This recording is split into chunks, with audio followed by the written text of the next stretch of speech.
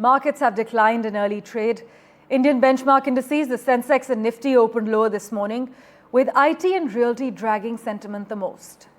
Defensive spaces like FMCG and consumer-related stocks have managed to limit the overall weakness. But let's quickly go across to my colleague Sakshi Bajaj, who's been tracking the markets very closely. Sakshi, take us through how investors are dealing with this 50% tariff impact.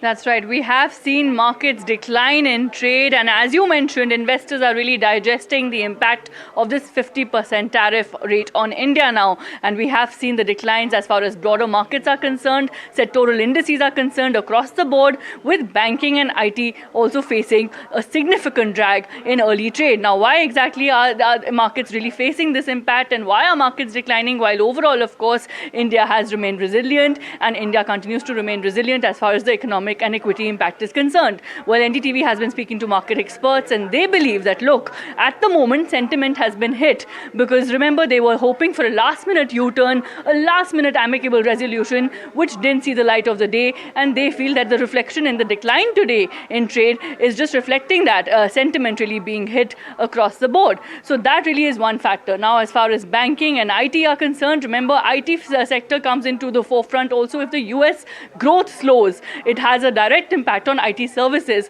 from India. So therefore, there are, of course, other reasons to why we are seeing these sectoral indices being hit the most. But remember, investors are really watching out for sectors that have the significant exposure as far as exports are concerned, and are listed majors, listed companies there, such as textiles and engineering. So a lot really in wait and watch mode. But for now, we have seen markets decline in trade.